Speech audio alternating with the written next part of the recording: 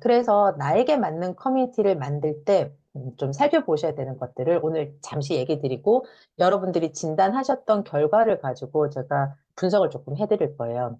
자, 여기에 계신 분들이 커뮤니티를 만들고자 한다. 나는 관심이 있다. 난 진짜 커뮤니티를 좀 내 커뮤니티를 만들고 싶다. 그게 어떤 목적이든 간에 관심이 있다 하시는 분은 1로 한번 채팅창에 적어주시겠어요? 관심이 없다 하시는 분은 2. 그쵸. 감사합니다. 관심 있는 분들만 오셨을 거라고 저는 믿어요. 그래야지. 그래서 여러분들한테 도움이 되는 시간이니까요. 네. 관심이 있다. 자, 관심이 있다 하시면 이제 지금 오늘 짧은 시간이지만 드리는 얘기가 여러분들의 커뮤니티 기획의 첫 번째 단추가 되실 거예요. 기획을 하실 때 세 가지를 꼭 정리를 해주세요. 목적, 성격, 기능입니다. 그럼 나는 어떤 목적으로 커뮤니티를 만들까? 어떤 분은요, 이것도 하고 저것도 하고 저것도 다 하면 좋지. 이렇게 얘기하세요. 아니, 뭐, 공부도 하고, 뜻도 맞는데, 거기에 좀 되게 가깝게도 하고, 또, 거기에다가 뭐, 이왕이면 돈 될 수 있으면 돈도 한번 만들어 보고, 막 이런 얘기 하시거든요. 내 물건도 팔아보고, 너무 복잡하면요, 발전이 안 돼요. 그래서 딱 작은 목적 하나를 먼저 잡고, 얘를 어느 정도 키운 다음에, 그 다음에 또 확장을 하시는 게 제일 좋습니다. 커뮤니티 같은 경우 성장 유형이 또 있어요.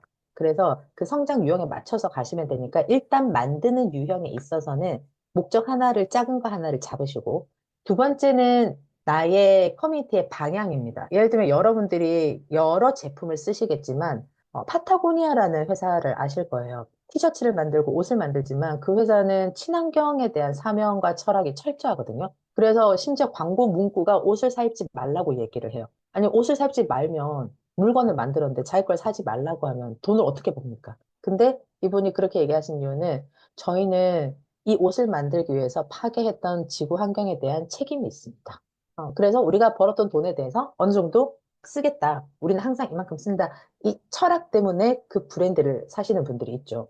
근데 커뮤니티는 리더분이 생각하시는 운영 철학, 우리는 어떻게 운영한다. 아무리 재테크라고 하지만 우리는 재테크 커뮤니티 안에서도 학습 위주로 가겠다. 우리는 무조건 수익 위주로 가겠다. 뭐 이런 나의 방향성이 다르단 말이죠. 그래서 방향성과 철학이 뭔지를 한 줄로 여러분이 또 정리를 하셔야 됩니다.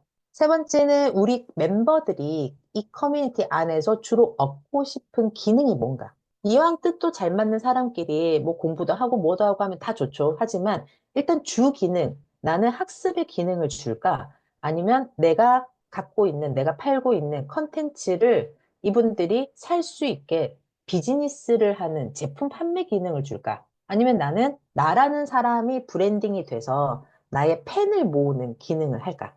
어떤 이 기능에 대해서 여러분들이 또 하나로 일단은 작게 잡으실 필요가 있습니다. 그래서 목적과 성격과 기능을 하나씩 작게 잡아주시면 좋을 것 같아요. 이걸 한 문장으로 정리를 해 놓으시면 그래서 여러분들이 커뮤니티를 만들고 키울 때 항상 고민들이 생길 수 있고 이것저것 둘 중에 선택을 뭘로 하지라는 갈림길에 섰을 때 내가 정한 목적, 기능, 성격이 다시 그 방향을 잡아줄 수 있거든요. 그래서 요 세 가지를 꼭 정하셔가지고 유형을 일단 먼저 한번 찾아보는 거죠. 진단지를 하셨던 분들은 아마 이 유형 중에 하나를 선택을 하셨을 거예요. 그리고 진단 결과도 이 네 가지 유형 중에 하나가 나왔어요. 저희는 AI 밑에서는 네 가지 유형으로 제안을 드립니다. 저희가 분석을 해봤을 때, 커뮤니티에 대한 서비스를 위해서 프로그램을 개발하고 컨텐츠를 개발할 때 막 공부하고 연구하고 자료 뒤져보고 하면서 사례를 살펴보니까 크게 네 가지 유형이 보통 1인 자영업자분들이나 프리랜서분들, 그리고 개인들한테, 기업이 아닌 개인들한테 좀 필요하더라고요. 그래서 그 네 가지 유형이 뭐냐면, 하나는 사람이나 브랜드에 대한 팬덤, 애정을 가지고 그 애정을 토대로 같은 결의 사람들이 모여서 이 확장을 하게 되는 유형입니다. 그리고 두 번째는 내가 가진 제품, 제조를 하는 제품 또는 컨텐츠 강사분들 같으면 내가 만든 강의, 이런 것들을 팔면서 고객들이죠. 어떻게 보면 잠재 고객이 될 수도 있고, 실제 구매 고객이 될 수도 있고, 수강생이 되실 수 있는 이 분들과 비즈니스 수익화형으로 커뮤니티를 점점 확장하는 분들. 그리고 그냥 수익보다는 함께 공부하고 싶은 것 또는 취미를 함께 나누고 싶은 취미 학습형이 있고요. 어떤 목표를 정확하게 만들고 이 목표를 기간과 함께 1년 동안 이 목표를 이루기 위해서 만들어진 커뮤니티, 그중에 프로젝트형들이 있습니다. 그래서 요 네 가지 중에 하나를 진단할 때 먼저 선택을 하셨을 거예요. 그리고 아직 진단지를 안 하신 분들이 계시거든요. 그래서 오늘 끝나고 하시게 된다면 참고로 하실 수 있게끔 좀 설명을 드릴게요. 자, 일단 취미학습형 같은 경우에 목적 보시다시피 이제 다 목적과 성격, 기능, 성공 이유, 실패 이유 여기까지 나와 있는데 요거는 여러분들이 어떤 유형을 만들고 싶은지에 따라서 참고로 보시면 좋으실 것 같아요. 근데 취미학습형 같은 경우에는 무엇보다도 같이 공부하고 같은 결의 사람들이 있으면서 여기에 특징은 수평이어야 되는 구조입니다. 수직이 아니라. 내가 커뮤니티 리더지만 내가 하는 말을 다 따라오세요라든지 저만 제공할 수 있어요라든지 이런 식의 구조가 돼버리면 수평적인 존중 배려가 깨지게 되면서 누군가는 불편함을 느끼고 빠져나가는 경우들이 생기게 돼요.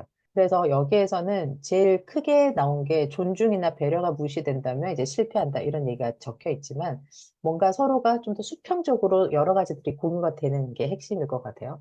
그래서 내가 만들고 싶은 게 취미 학습형이다. 아니면 나는 이런 성향이다. 이러면 요 유형이 조금 더 적합하실 수 있겠죠?